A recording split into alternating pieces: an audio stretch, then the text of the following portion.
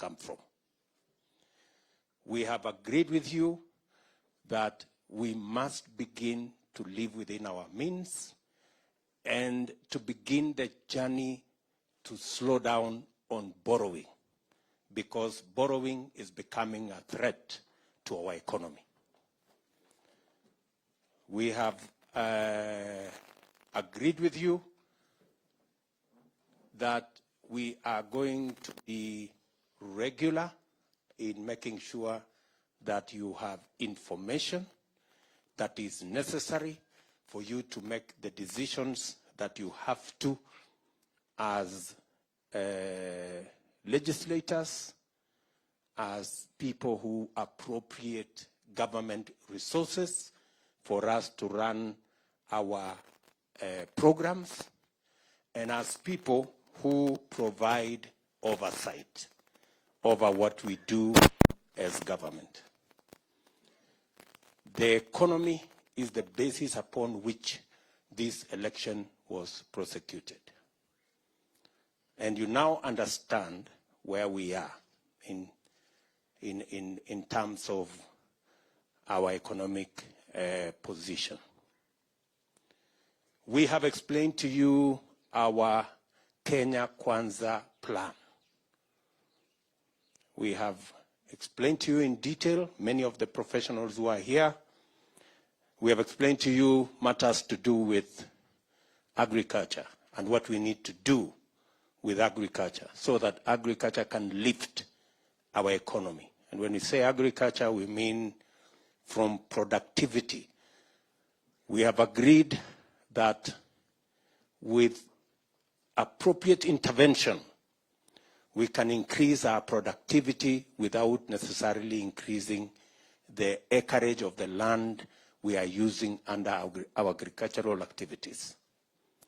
We have agreed with you on how agriculture is going to be used to stimulate and to spur our agro-processing, value addition, all the way to manufacturing and job creation.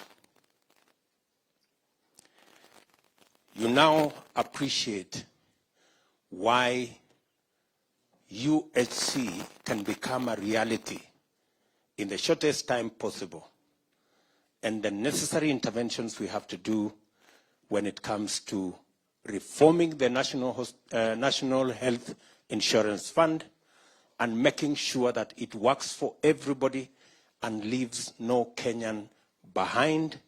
You have heard here that every year 1 million Kenyans run the risk of being destitute because of illness. And that is why it is necessary for us to urgently reform the NHIF and roll out our universal health coverage plan, which we sold to the people of Kenya, and that is why they elected us. We have also agreed on what we need to do with our housing plan. You now understand better why this housing plan is not just about building houses. It's the whole concept of transforming communities and transforming our nation. Getting the people in slums to live in decent habitat.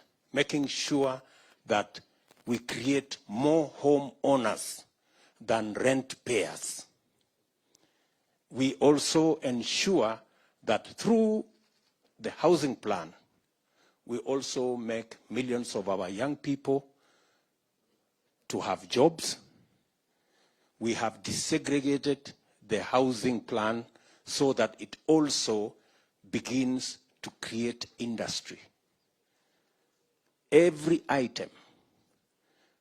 You know, we have agreed that we are going to standardize doors, windows, hinges, and everything else so that it is possible to produce doors en masse, it is possible to produce windows en masse, it's possible to produce all the components of a house en masse, create industry. You heard from the gentleman from Gong Road how they got a contract of 120 million, the people on the roadside, because of the power of aggregation.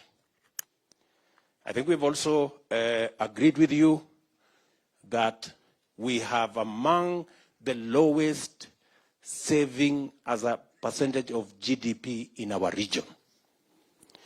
It is not possible for us to continue contributing 200 shillings and pretending that we are doing anything called saving.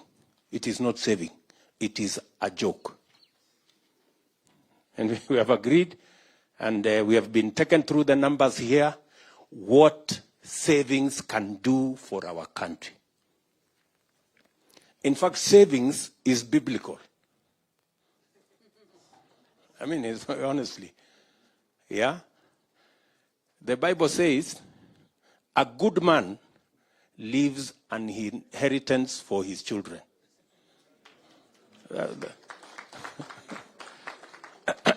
So, for those of you who are believers, you will also be fulfilling what the Bible says. And you could possibly go to heaven. for saving, you know? So we all agree that we have to raise our savings as a percentage of GDP. It is not possible for NHIF to continue receiving 200 shillings from people who earn as much as 1,500,000, 200,000. You have heard that it's even becoming expensive administering the 200,000. We have just been told here, if you continue with the 200 shillings, it is better to stop. Sinja tumeambiwa. So, good people, we have to do the necessary reforms, change the law, amend the regulations so that we can save appropriately. We've all been given the benefits of saving. It not only secures our future, it gets us the resources to implement and grow our country, to implement our plans, to fund our development, so that when we fund our development, we create jobs.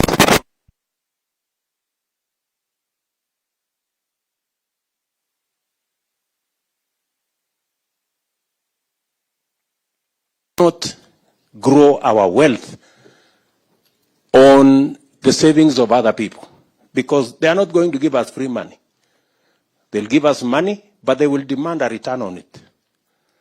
So we become their slaves. Si tumekubaliana? So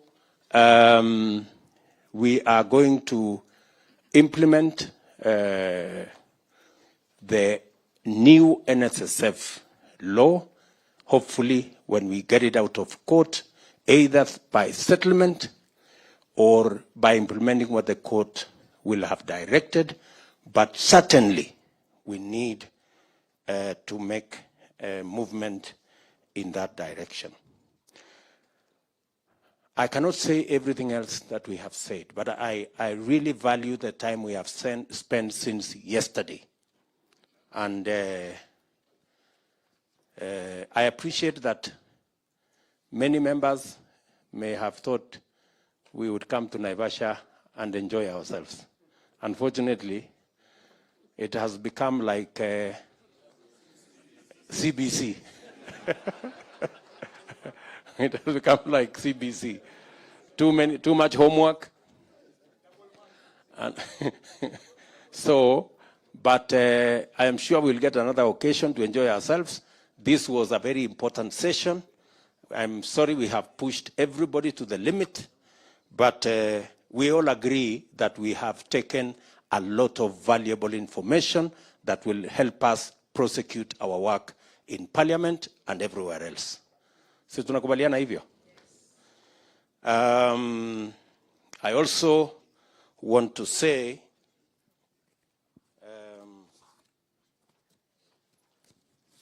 that this afternoon we have also chosen our leadership in both houses, the leaders of majority in Senate, and the leaders of the majority coalition party in the National Assembly.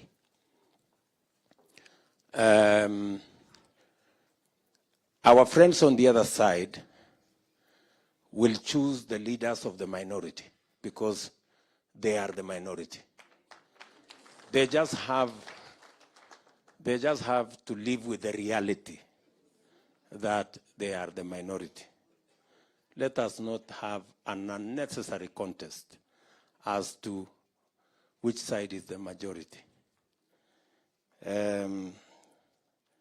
Since they lost the instruments of coercion, because the only way they had a semblance of numbers is when they could use the police and the DCI and the EACC and the KRA and all these other institutions to intimidate and blackmail and threaten people.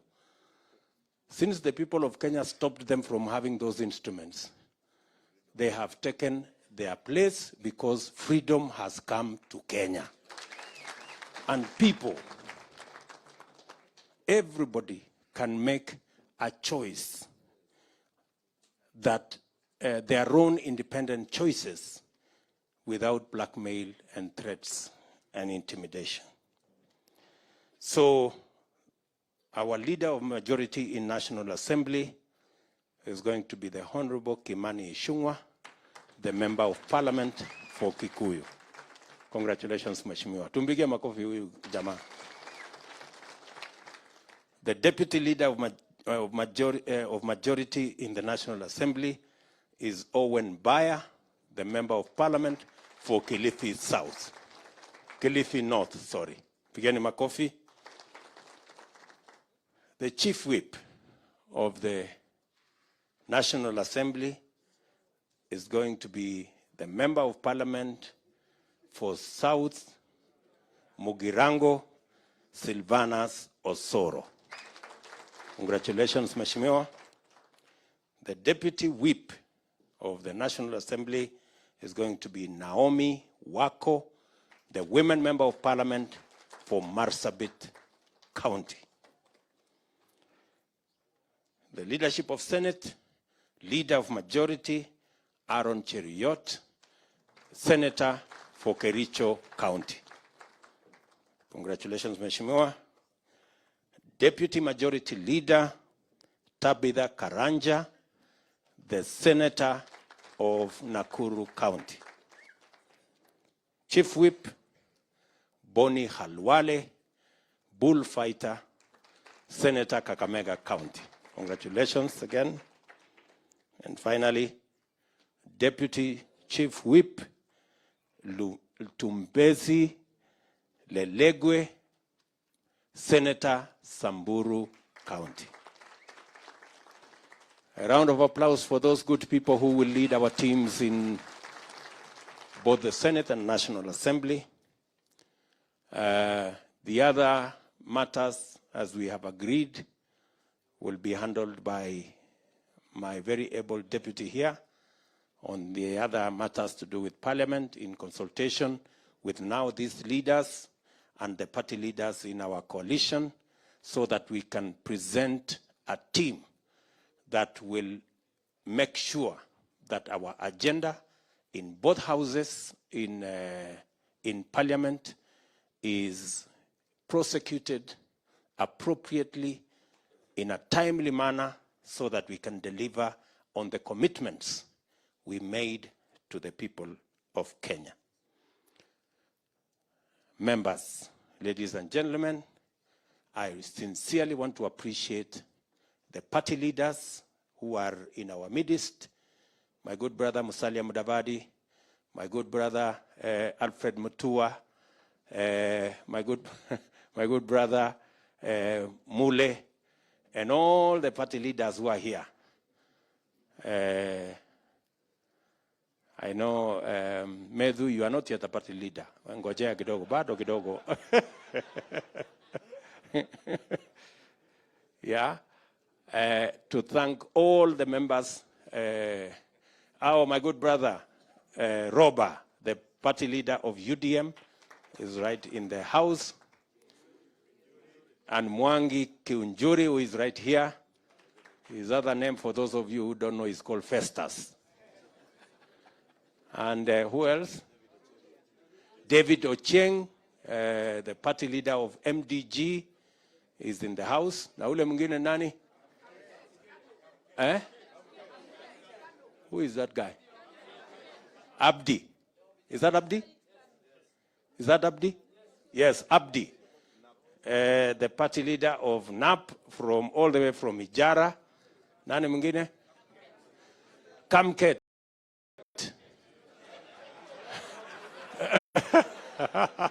The Jogo man in our midst. Who is that? Mr. Mandasi. From all the way from CCM. The member of parliament for Chepalungu, right there. Anybody else? Of course, the party leader of Ford Kenya is not here because he's our speaker, and we would rather keep him neutral from this. But I think the acting party leader for this meeting is the investor there. Mr. Wanyonyi. And of course, we have Karemba. You know, we have people and then we have a Mukorino.